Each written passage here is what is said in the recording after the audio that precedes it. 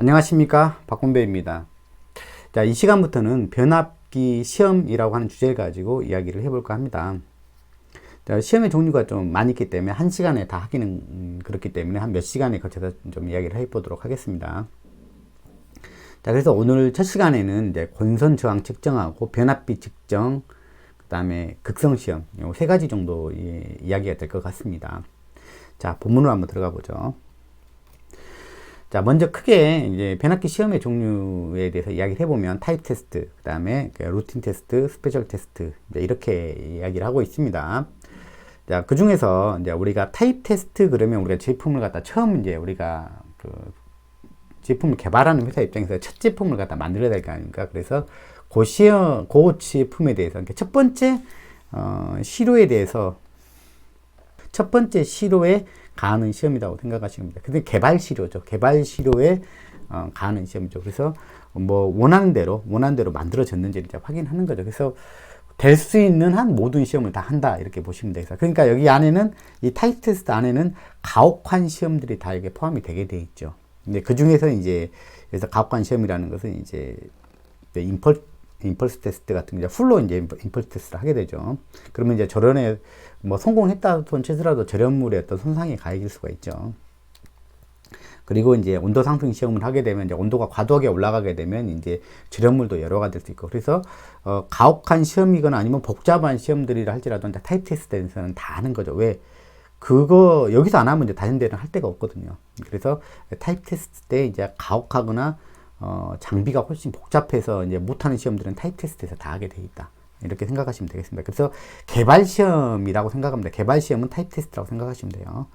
자, 그리고 나서 이제 루틴 테스트죠. 이제 그 다음에 이제 타입 테스트가 다 끝나고 나면 이제 제품으로 그러니까 완성이 됐다는 이야기잖아요. 그러면 제품으로서 성능을 다 갖췄다는 이야기잖아요. 그러면 이제 그 다음부터 이제 제품을 만들어내겠죠. 그러면 그런 각 제품 유닛들한테 각각 고객한테 가기 전에 이 제품이 뭐 양질의 제품인지가 다 우리가 평가를 해야 될 거 아닙니까? 그게 이제 바로 루틴 시험이라고 생각하시면 루틴 테스트라고 생각하시면 되겠습니다. 그러니까 고객한테 가야 되기 때문에 타입 테스트 중에서 딱 가오겠던 시험이라든지 너무 뭐 시험이 너무 번잡해서 어려운 시험 같은 거는 여기서 빠지겠죠. 그래서 기본적으로 이 제품의 성능에는 문제가 없다라는 걸 갖다 검증할 수 있는 시험.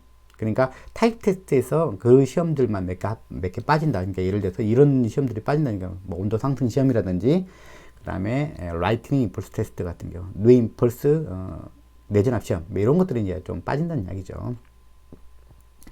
자, 그리고 스페셜 시험이라는 게 있습니다. 스페셜 테스트 같은 경우는 고객이 뭐 타겟 고객이 정해져 있다. 뭐 나는 이 제품 갖다가 개발하면 누구한테 줄 거다라고 이게 정해지면 거기서 이제 특별히 이제 거기다 더 요구하는 추가적으로 요구하는 그런 시험들이 있을 겁니다. 그런 시험들을 갖다가 이제 스페셜 테스트라고 해서 추가적으로 시험을 하는 것입니다. 자, 어떤 시험들이 있는지 한번 쭉 보도록 하겠습니다. 뭐 이런 시험도 있고요. 외관 검사, 구조 검사 같은 게 있겠고요. 그 다음에 저항 측정 시험, 변압비 시험, 극성 시험. 자, 오늘은 요 세 가지에 대해서 이야기를 하겠습니다. 가장 기본적인 시험이죠. 그리고 뭐 각변이 시험도 있고요. 각변이 제대로 돼 있는지 무슨 이야기는 다 알겠죠, 그죠? 무화 시험, 단락 시험 다 언급을 했었고요. 일단 절연 저항을 갖다가 매거링으로 매거가지고 측정을 하는 거고, 그다음 절연 내력 시험에는 이제 세 개 종류가 시험이 있죠. 근데 그 중에서 빨간색으로 표시는 요 시험은 루틴 테스트에서는 빠진다는 거죠. 이거는 타입 테스트 이제 개발할 때만 요게 하게 되는 거죠. 그래서 이 타입 테스트에 있던 이 가혹한 빠진 요 시험들은 어떻게 생각을 하냐면 그 시험은 그 시험을 패스했으면, 프로토타입에서 그 시험을 통과했으면 다른 동일한 제품에서는 같은 성능을 갖는다라고 이제 인정을 해주는 거죠. 아니면 그 시험을 해버리면 약간 열화가 되기 때문에 새 제품을 갖다 열화시켜서 납품할 수는 없지 않습니까? 그래서 고객도 요구하지 않는 거죠. 그것은. 자, 이런 것들은 이제 여기서는 타입 테스트만 하게 되는 거고요. 그 다음에 OLTC 시험 같은 거. 여기 시험들이 이제 타임 테스트 아니면 루틴 테스트에 행하는 그런 시험들이 되겠습니다. 그 다음에 스페셜 테스트들은 이제 고객이 이제 요구사항으로 이제 제시할 수 있는 시험들 종류라고 보시면 되겠습니다. 분방전 시험, PD 시험이죠. PD 시험이고, 그 다음 단락 시험이 있고, 그 다음 유전치 시험, 영상 임피던스 측정, 그 다음에 무부하 시 고조파 측정, 그 다음에 팬 앤 펌프 부하 측정 이런 게 있는데, 이제 암만도 변압기를 갖다가 우리가 냉각을 하게 되면 팬이나 펌프를 사용하게 되는데 이제 얘들이 이제 추가적으로 전력을 소비하게 되죠. 그러면 자기들은 소비자 입장에서 봤을 때는 그것이 이제 유지 비용으로 이제 포함이 되니까 그것이 얼마 정도 전력을 소비하는지도 이제 평가를 해달라는 그런 이야기가 되겠습니다.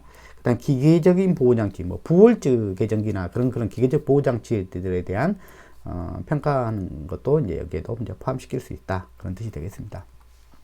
자, 그러면 오늘의 주제인 변압기 시험 중에서 이제 한 세 가지, 권선의 저항 측정, 그 다음 변압기 시험, 그리고 극성 시험, 이제 이 세 가지 정도에 대해서 알아보도록 하겠습니다. 자, 권선의 저항 측정이죠. 권선의 저항이 얼마이냐? X가 아닌 R만, 네, 권선의 정기적 저항이죠. 권선의 정기적 저항만 아는 거죠. 그러니까 동을 사용하면 동의 저항이고, 네, 지금 사용한 동의 저항이고, 알루미늄을 썼으면 알루미늄 저항이 되겠습니다. 사용한. 자, 그 시험을 하게 되면 당연히 거기에 이제 저항을 측정한다는 이야기는 거기에 전류를 넣을 거고, 그 다음에 전압을 측정할 거예요. 그러니까 전류를 흘려보내면서 저항을 측정해 볼 거예요. 그러면 어쨌든 간에 이 시험을 하다 보면 이 권선을 제대로 했는지, 권선이 뭐 혹시나 단선되진 않았는지, 그런 이상 여부를 갖다가 이제 점검할 수 있습니다. 저항이 너무 이상하게 나와. 그러면 이미 이 권선 자체에 에러가 있는 거죠. 뭐 끊어졌다든지 아니면 너무 높게 나와도 뭔가 문제가 있는 거죠. 이제 그런 걸 갖다 점검하는 가장 기초 시험이 되는 거고요. 그 다음에 이제 이걸 이용해서 저항값이 나오면 이 I 제곱 R, 이 저항값이 이제 계산이 되면 요거에 의해서 이제 동선은 이제 계산상으로도 가능하죠. 전격 부하가 흘렸을 때 저 동선이 얼마 나오는지 계산도 다 가능하죠. 그 다음에 온도 상승 시험 시에 권선의 온도가 얼마만큼 올라갈지도 계산이 되죠. 이 저항을 알아야 뭐 온도 계산이 가능하니까 이런 쪽으로 이제 활용을 하고 있습니다. 자, 그 다음에 이제 이거의 이제 측정 방법으로는 이제 가장 많이 사용되는 방법이 이제 이 방법이 이제 가장 심플해서 이 방법을 가장 많이 써요. 전압 강압법이라고 부르죠. 사단자 측정법이라고 이야기하는 거죠. 그 다음에 브릿지법.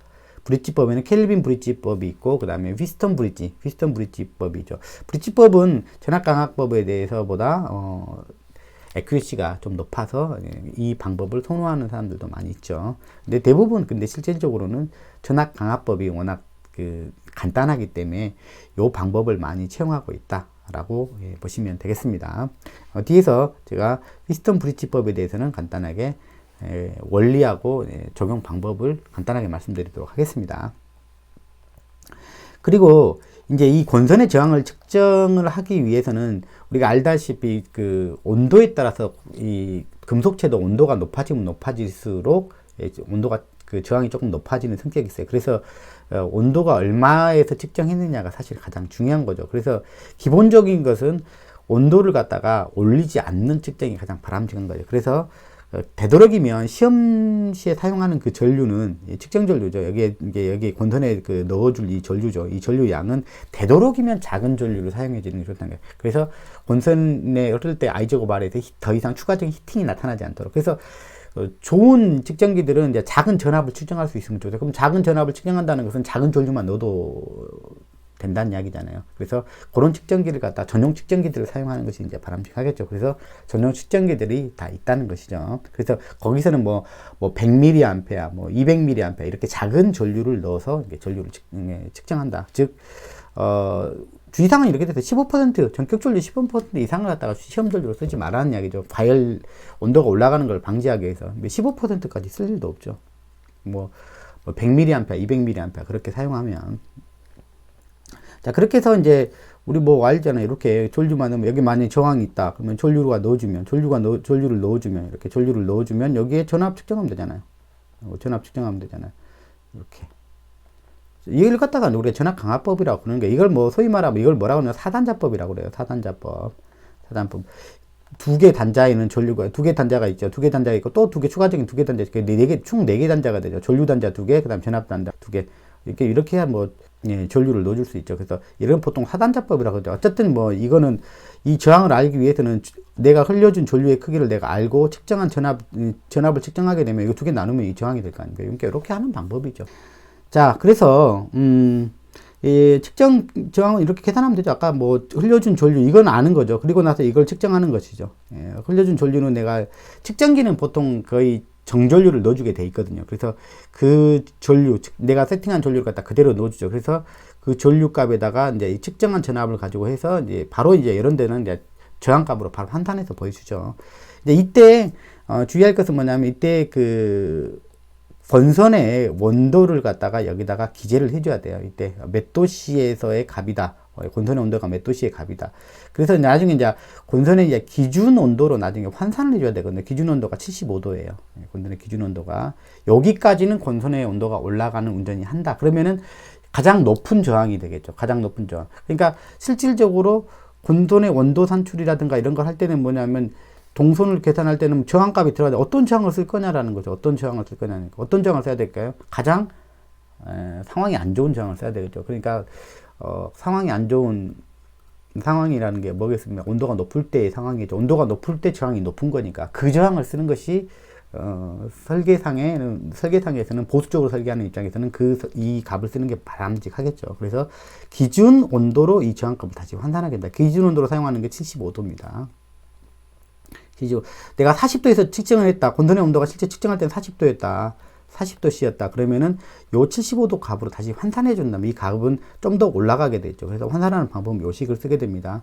예를 들어 40도씨에서 뭐 어떤 값이 나왔다. 그러면 그 측정된 값을 여기다 넣어주고 여기가 이제 40도를 넣어주면 되고 일단 여기에다가 여기 75도씨를 넣어주면 되겠죠. 그러면 당연히 분자가 살짝 크기 때문에 요 값이 살짝 올라가겠죠. 요 저항을 갖다가 우리가 실제로는 사용을 한다는 이야기죠. 그러니까 이 측정한 저항을 갖다 직접 쓰는 게 아니라 이것은 기준 온도인 75도씨로 환산해서 우리가 사용을 한다는 이야기가 되겠습니다.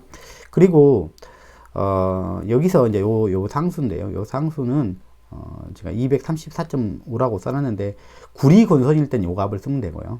구리 권선. 그다음에 알루미늄으로 내가 만든 그 변압기다. 그러면은 234.5 대신에 여기다가 225를 넣어주면 되겠습니다. 자, 무슨 뜻인지 아시겠죠? 그래서 결국 뭐 전류를 흘려주고 전압을 측정해서 결국 이 두 개 나누면은 이 측정 전압이 되고 측정 저항이 되고 그때 이제 권선의 온도는 반드시 측정을 하고 있어야 되겠죠. 권선의 온도는 측정을 하고 있어야 돼요. 근데 이제 권선의 온도 측정할 때 이제 되도록이면은 이 측정 온도의 에러를 줄이기 위해서 그 서모커플과 같은 그 온도계를 갖다가 붙일 거예요. 서모커플 같은 온도계를 붙일 텐데 이제 되도록이면 권선에 가깝게 붙이면 이제 에러가 조금 덜 있겠죠.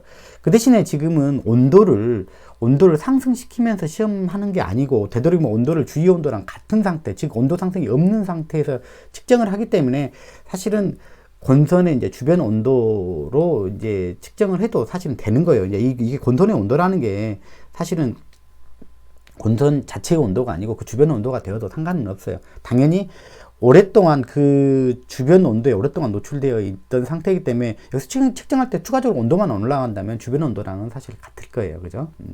그래서 뭐 이런 조건들을 잘 감안해 가지고 우리가 측정을 해야 된다는 거예요. 그래서 측정할 때는 굉장히 이런 부분에서 주의를 해야 된다는 그런 것입니다.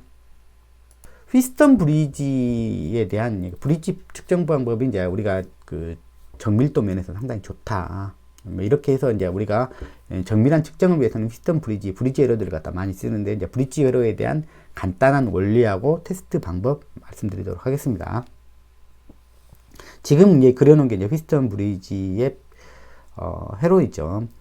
자, 요게 이제 여기에 이제 검유계를 갈바노메타를 검유계라고 하죠. 검유계를 이렇게 설치는 이제 브리지에다가 갈바노메타 검유계를 설치해가지고 여기가 이제 전류가 안 흐르면 이제 이 회로는 갖다 여기하고 여기가 이제 평행이 되는 회로다라고 하는 거죠.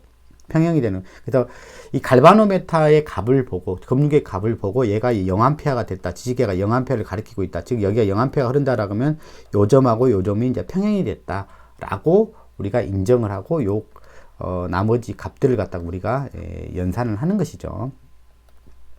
자, 그래서 이제 그 관계를 보면 이 저항 4개의 관계를 보면 이렇게 돼요. 평행이 됐을 때 관계를 보면. 그럼 평행이 됐다는 것은 VA, 여기가 VA이고 여기가 VB라면 VA랑 값하고 VB라는 값은 같아야지만 우리가 평행이라고 이렇게 이야기를 할 수 있을 것입니다. 자, 그렇게 되려면 어떤 조건이 돼야 되냐면 예를 들어서 여기가 전원이 10V다. 그러면 여기를 0V, 여기는 10V 이렇게 보시면 되죠. 자, 그렇게 되면 여기에 I1이란 전류가 흐를 것이고 이렇게 I1이란 전류가 흐를 것이고 여기가 I2 I3라 할까요? 이쪽으로는 I2라는 전류가 흐르고 이쪽으로는 I4라는 전류가 흐르겠죠. 그 다음에 여기 요 전류가 흐르겠죠. 사실은 평행이 안 돼 있으면 각각 이 I1, I2, I3, I4, IG까지는 다 개별적으로 전류가 흐를 거예요. 평행이 안 돼 있는 상황에서. 근데 만약에 평행이 된다면 이 전류는 이제 0A가 될 것이고, 이쪽으로 0A가 된다는 것은 이쪽이 끊어진 거나 똑같잖아요. 그죠? 전류가 안 흐른다는 것은 이쪽 회로가 끊어진 거나 똑같죠. 그러니까 전류가 안 가니까 I1이나 I3나 같을 거고 I2나 I4는 같을 거예요. 그래서 지금 일단 평행이 됐다라고 가정을 해봐요. 평행이 됐다고 가정하면 여기는 0A가 될 거예요. 그러면 여기는 없는 회로처럼 보이기 때문에 I1이라든지 I3는 같을 것이고 I2나 I4는 같을 거예요. 자, 그러면 이 평행이 되는 조건이 되려면 어떤 상황이 되냐면, 여기서 보면 만약에 45ohm이 있었다. 그러면 45ohm이고 여기가 15ohm이 있었다. 그러면은 여기가 10V면 여기가 얼마가 되겠어요? VA가 얼마가 되겠어요? 여기 10V를 이렇게 두 개가 나눠 먹죠. 어떻게 돼요? 10V 곱하기 40 플러스 10 이렇게 되죠. 그리고 15ohm 이렇게 돼. 45ohm 이렇게 돼요. 45ohm 얼마가 되죠? 그러니까 계산기로 한번 계산을 한번 해볼까요? 자, 10 곱하기 40은 나누기 50 하면 여기가 8V가 나오네. 8V. 그러니까 여기가 8V가 되고 여기가 이제 여기가 이제 그 2V 전압관가 있었다는 이야기잖아요. 그러면 여기도 몇 V가 돼야 여기가 평행이 된다는 얘기예요. 8V가 돼야 된다는 얘기죠. 그러니까 여기에서 전압 강화가 2V가 되어야 되고 여기서 전압 강화도 2V가 되어야지 여기서 8V가 될 거예요. 그러니까 즉 무슨 이야기냐면 I1 곱하기 R1이 전압 강화죠. I1 곱하기 다른 색깔로 바꿔볼까요? I1 곱하기 R1 요놈하고 요놈의 전압 강화가 같아야 돼. 똑같이 여기도 2V가 되면 여기도 2V가 돼야 될 거 아니에요. 그래서 같아야 된다는 얘기죠. 그러면 I2하고 R2의 전압 강화가 같아야지 여기가 우리가 평행이라는 이야기를 할 수가 있다는 이야기죠. 자, 그 다음에 마찬가지로 여기랑 여기도 여기가 8V면 여기도 8V야 되겠죠. 여기도 8V야 되겠죠. 그죠? 그러니까 여기에서도 전압 강화가 같아야 되는 게, 그러니까 I1에 여기 I1 여기 평행이 됐다는 것은 여기가 I1이 여기도 I1하고 같아진다 했죠. 이쪽 전류가 안 흐르니까. I1의 R3랑 그 다음에 여기는 I2랑 같아야 되겠죠. I2의 R4가 이렇게 같아져야 되는 조건이, 이게 되면 이게 이제 이 회로는 다 평행이 됐다라고 우리가 간주할 수가 있는 것이죠. 이론적으로. 그러면 이걸 갖다가 이렇게 나눠봐요. 이렇게. 이게 1식과 2식을 나눠봐요. 이게 나눠보면 이렇게 전류가 이렇게 나눠지죠. 여기도 전류가 I2로 나눠지죠. 그러면 R3분의 R1 이게 나누면 그 다음에 R4분의 R2 이렇게 되죠. 자, 그러면 이렇게가 곱하면 같아지죠. R1하고 R4를 곱한 거하고 그 다음에 R2하고 R3를 곱한 게 같아지죠. 자, 요게 그래서 이제 이렇게 대각선으로 곱해진 것이 크기가 같은 조건이 바로 우리 브릿지가 평행이 되는 조건이다. 즉 여기가 전류가 흐르지 않는 조건이 된다라는 이야기 되죠. 그래서 우리가 이제 이 피스톤 브릿지를 이용해 갖고 이제 저항을 측정한다. 그러면 이제 이런 식으로 하는 것이죠. 예를 들어서 미제장 어떤 저항값을 이게 변압기 권선이라고 했다. 변압기 권선을 갖다 여기다 물려요. 여기 한 단자에다 물리겠죠. 물리고 그 다음에 이제 피스톤 브릿지에서는 이제 알고 있는 저항이 있는 거죠. 알고 있는 이게 이미 알고 있는 자기가 지금 알고 있는 값으로 알고 있는 이 값은 제가 알고 있는 값을 가지고 있는 거죠. 그리고 하나의 이제 가변 저항을 하나 갖다 놓죠. 이걸 조정 가능한 저항을 갖다가 이제 소위 말하는 가변 저항이죠. 가변 저항기를 갖다 놓고 이제 가변 저항을 갖다 이제 돌리는 거죠. 이리 이쪽으로 돌렸다 저리쪽으로 돌렸다 하면서 키웠다 줄였다 해가면서 당연히 이 검육의 지시값이 0이 될 때, 검육의 지시값이 0이 될 때를 그러면 우리가 평형인 조건이라고 우리가 보면 돼요. 그러니까 이 값을 돌려보는 거죠. 쭉쭉 돌려보다가 R2 값을 조정 중에 만약 검육계가 0A가 되었다. 그러면 이제 이건 평형이 됐다는 거죠. 자, 그랬더니 여기 값이 예를 들어서 12.5ohm인데 딱 여기 가변장을 막 돌리다가 12.5ohm일 때 뭐냐면 검육의 저항이 0이 됐어. 그러면 여기 저항이 얼마다? 이렇게 계산하면 되죠. 여기 이렇게. 여기가 여기에 되죠. 여기에 대각선인데 이렇게 대각선인데 그러니까 15ohm 곱하기 RX. 그 다음에 이렇게 되죠. 45ohm 곱하기 여기 가변저항, 이게 가변저항이죠. 가변저항. 그러면 요 RX는 이렇게 하면 되죠. RX는 10분의 40 곱하기 R2의 이 가변저항이죠. 근데 가변저항이 뭐 예를 들어서 여기가 12.5ohm에서 딱 뭐냐면 검유계가 이게 제로가 됐다. 그러면 이건 이 저항은 얼마구나 라고 이렇게 우리가 알게 되는 거죠. 한번 해볼까요? 그러면 뭐 여기는 40 곱하기 12.5는 나누기 10. 그러면 여기는 지금 55ohm이구나. 이제 이렇게 측정하는 거죠. 이게 55ohm이구나. 이렇게. 미지의 저항을 갖다 여기다 놓고, 저항계를 놓고, 그 다음에 이게 가변장을 돌려가면서 여기에 검유계를 갖다가 보는 것이죠. 검유계가 0인 걸 보고, 이게 이런 식으로 해서 평형이 되었으니까 이건 얼마다 이렇게 우리가 판단할 수 있는 것이죠. 이렇게 측정하는 것이 바로 휘스턴 브리지법이 되겠습니다. 휘스턴 브리지법은 정밀도 면에서 뛰어나서 저항 측정에 가장 많이 사용되는 방법 중에 하나다 이렇게 보시면 되겠습니다. 자, 그 다음에 단상 변압기 같은 경우는 아까 이제 개별적으로 이제 하나씩 이제 측정할 수가 있죠. 저항을 하나씩 측정할 수가 있죠. 근데 이제 3상 유닛으로 되어 있는 변압기 같은 경우는 이제 우리가 한 상씩 분리가 되어 있지 않기 때문에 이제 우리가 이제 한 번에 이제 측정할 수 있는 이제 외부에 이제 부싱에다가 이제 바로 물어가지고 이제 바로 측정할 수밖에 없죠. 이제 우리가 한 상씩 분리할 수가 없기 때문에 뭐 3상 변압기라 해도 단상 변압기 세대면은 개별적으로 측정하면 되죠. 다 분리를 할 수가 있으니까. 근데 3상 변압기 완 유닛으로 되어 있는 경우는 우리가 각상을 갖다 측정할 수 없기 때문에 뭐 델타 같은 경우는 이제 이렇게 한다고 합니다. 델타 같은 경우는 외부에서 이제 물어서 어차피 전압 전류 측정할 거 아니에요. 그러게 되면 이렇게 될 거예요.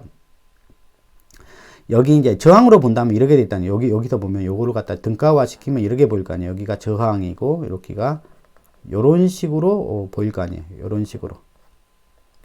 여기가 R 요런 식으로 보일 거 아니에요. 그죠? 근데 여기다가 이제 우리가 요 저항을 보는 거죠. 요 저항을 보는 거니까 사실 개별적으로 이제 측정했으면 좋겠지만 그렇게 볼 수 없기 때문에 요게 이제 합성 저항이 결국은 측정이 되는 거죠. 합성 저항이 측정되니까 권선의 저항이 다 R로 다 같다고 가정을 해보고 이제 이렇게 결과를 낼 수밖에 없죠. 그러면은 여기는 이제 ER이 되고, 여기는 이제 ER이 되고, ER이 병렬이 되면 어떻게 되죠? 병렬 저항이잖아요. R 플러스 ER인가요? 이렇게 하고, 그 다음에 여기는 R 곱하기 ER 이렇게 되죠. 그러면 이렇게 되는가? 3R에다가 2R의 자성 이렇게 되네요. 그러면 3분의 2 R이 되네요. 3분의 2 R이 돼요. 그러니까 요 저항이 실제로 측정이 되죠. 그래서 R만 알고 싶으면 이제 결국은 여기다가 곱하기 여기다가 그 측정한 값에다가 이렇게 하면 한 권선의 이제 저항값이 되겠죠. 한 권선의 이제 저항값이 되겠죠. 그래서 측정한 값에다가 이게 합성저항이 측정됐을 거 아니에요. 그죠? 합성저항이 측정이 됐을 거니까 요 값이 측정되었을 거니까 실제 한 권선의 저항을 우리가 계산으로 이제 뽑아낸다면 여기다가 2분의 3을 곱해서 델타 결선인 경우는 이제 그렇게 쓴다는 이야기가 되겠습니다. 자, 그리고 이제 Y결선인 경우는 이렇게 되는 거, 저항이 이제 두 개가 시리즈가 되는 거죠. 이렇게 물면 이렇게 이제 번갈아 가면서 한 번씩 측정해 보면 되겠죠.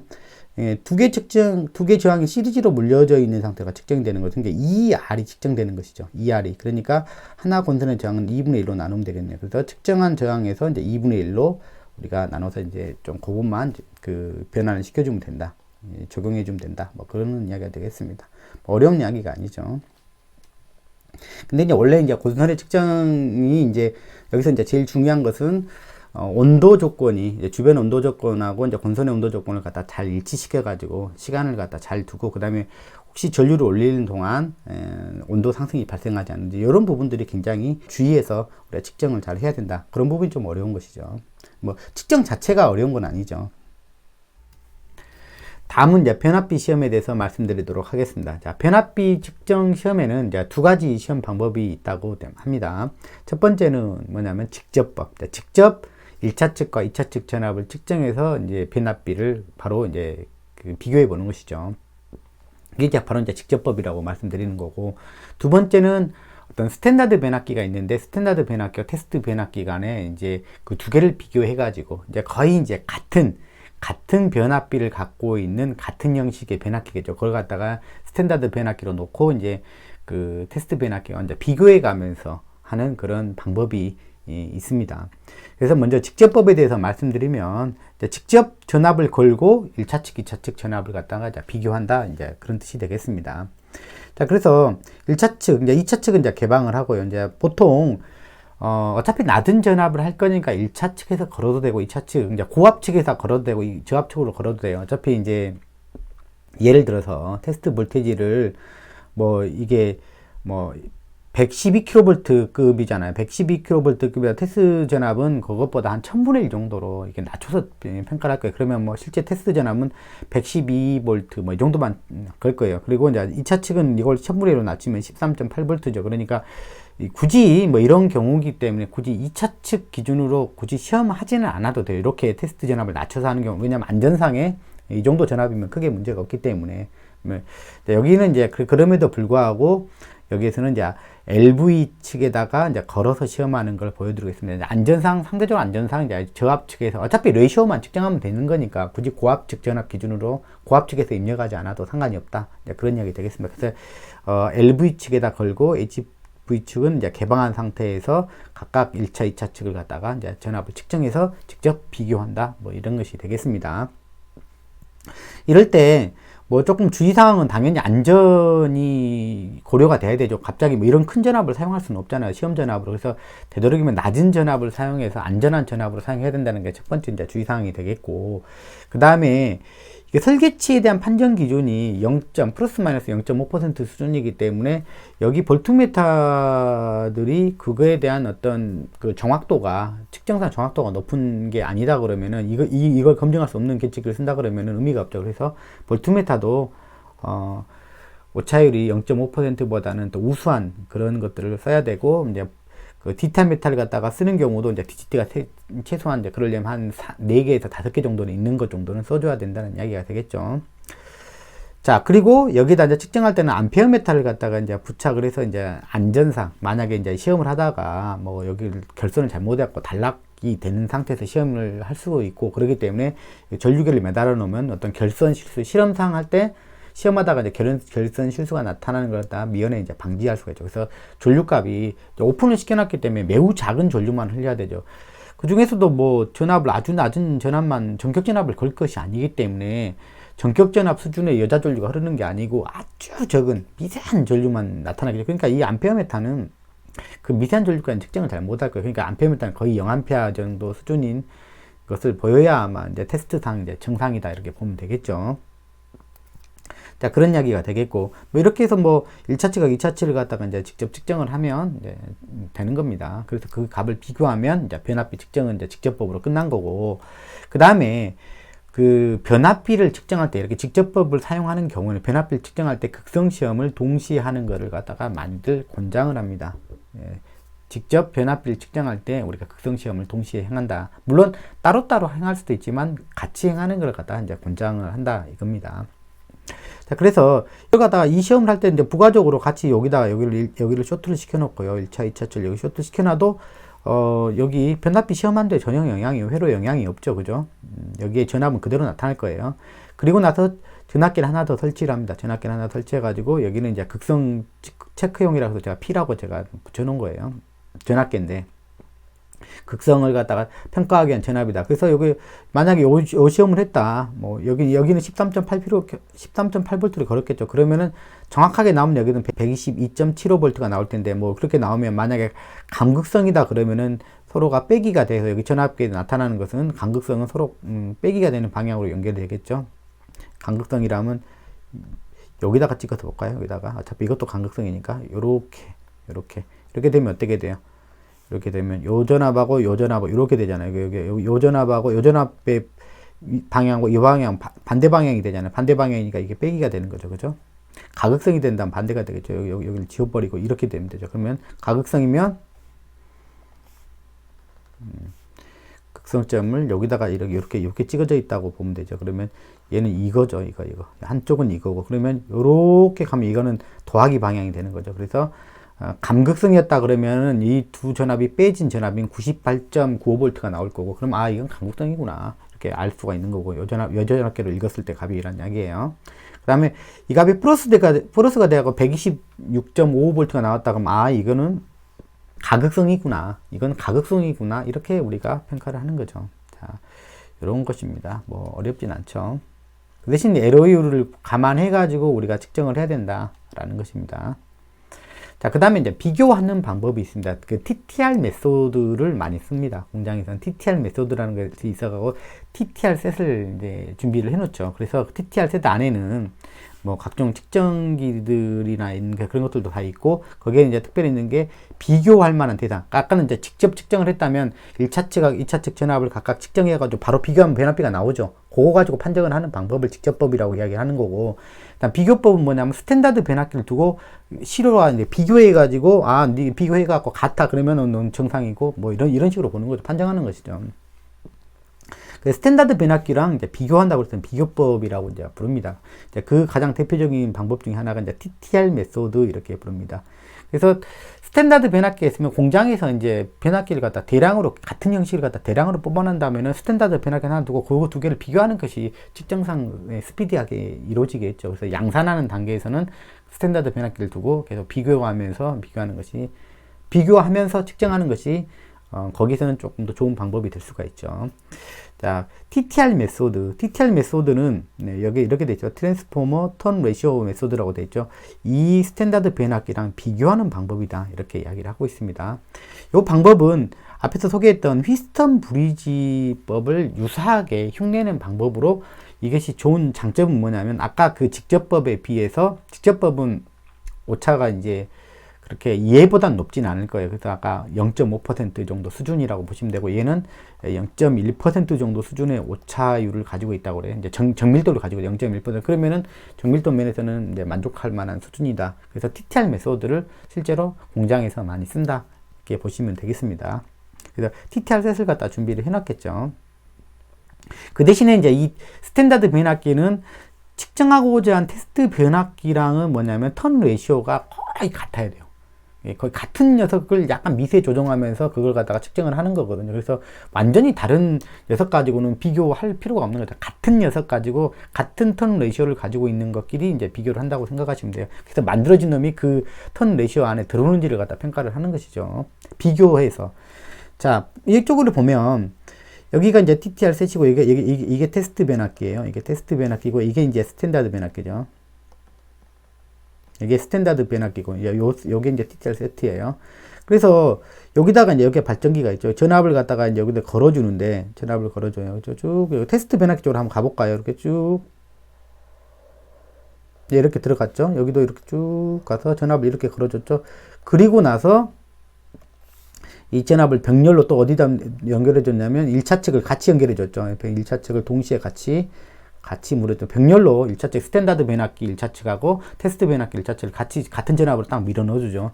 밀어 넣어주고 있고, 이제 위치가 H1이 여기에 있죠. 좀 약간 뒤집어져 있는 형상이죠. 그래서 2차 측에, 예를 들어서, 여기에 기전력이 이렇게 걸리면, H1에서 H2, 요렇게 걸리면, 기전력이 이렇게 걸리면, 전체 기전력이 요렇게 걸리면, H2에서 H1, 여기도 이렇게 걸리겠죠. 방향이 이렇게 걸려야 되겠죠. 이렇게 돼야 되겠죠. 그러면 서로 방향이 기전력을 감쇄하는 방향으로 이렇게 연결이 되어 있어요. 감쇄하는 방향. 만약에 여기를 갖다가 여기가 이제 여기가 이제 탭을 사용하는 건데, 이 탭을 갖다 이렇게 조정을 할 수가 있어요. 조정을 해가지고 여기 검유계 쪽에서, 그래서 이제 요걸 사용한다 해서 이제 그 휘스턴 브릿지법이 아니라 휘스턴 브릿지법을 흉내낸 방식이라는 이야기죠. 한마디로 말하면 그 휘스턴 브릿지법에서 가변제한 돌려가면서 검유계의 검유계 전류가 0이 되는 걸 갖다가 보면서 뭐냐면 그 저항값을 찾아내는 그런 방법이 있었지 않습니까? 이제 그런 거랑 비슷하게 이제 흉내냈다는 얘기죠. 여기서 스탠다드 변압기 쪽에서 이제 여기서 이제 탭을 갖다가 이제 바꿀 수가 있으니까 탭을 조정할 수가 있어요. 여기서 이게 조정할 수 있는데, 조정하다가 이제 요 값이 0이 되면 이 검유계 값이라고 생각해요. 검유계 값이 여기서 값이 0이 된다. 즉 여기 값이 이것과 이거니까 뭐냐면 이게 값이 똑같다 그러면은 이게 0이 될 거예요. 요게 이렇게 보세요. 이렇게 쭉 하면 반대 방향 전압이잖아요. 그러니까 여기다가 검유계라고 하지 말고 여기는 D라고 써요. 디텍터 그냥. 디텍터 요 값이 시계값이 0값을 가리킨다. 그러면 이 두 개가 전압값이라고 보시면 되죠. 이건 전류가 아니라 전압값으로 보시면 되죠. 여기 값이 0이 됐다라는 것은 뭐냐면 이 값하고 이 값이 완전히 같아졌다는 이야기가 되겠죠. 왜 그러냐면 여기는 서로 이제 여기는 같은 위상이 넘어왔을 거 아니에요. 그죠? 같은 위상이 넘어왔을 텐데 크기만 완전히 같아지면 0이 될 거예요. 그래서 여기를 좀 조정해서 여기 값을, 여기 스탠다드 변압기 쪽에서 조정해 봤더니 턴 레이셔가 이게 나왔다. 0이 되는 턴 레이셔가 나왔다. 그러면 이게 이 턴 레이셔가 그거란 얘기야. 그거가 된다. 그렇게 판정을 하는 방법입니다. 그러니까 이 비교법은 스탠다드 변압기와 이제 테스트 변압기 사이를 갖다가 비교를 해가지고 이제 이 턴 레이셔를 갖다가 판정한다. 직접 측정하는 게 아니라, 직접 측정하는 방법이 아니라 비교하는 방법을 썼다. 그래서 비교법 이렇게 표현을 합니다. 자, 오늘은 변압기 시험 중에서 권선의 저항을 측정하는 거랑 그 다음에 변압비를 시험하는 방법, 그 다음에 극성을 시험하는 방법에 대해서 알아봤습니다. 특별히 이제 극성 시험 같은 경우는 별도로 시행할 수도 있어요. 그리고 직류를 가지고 시험하는 방법도 있습니다. 직류 시험하는 방법인데 변압기에서 직류가 되냐? 그런데 이제 그게 이제 그 직류 전압을 넣는 순간에는 우리가 과도 상태 때는 이게 전류가 변하죠. 순간. 그렇죠. 그 상태를 이용해서 이제 바늘이 딱 움직이는 걸 보고 판정하는 것입니다. 별건 아니고요. 자, 다음 시간에 또 뵙도록 하겠습니다. 감사합니다.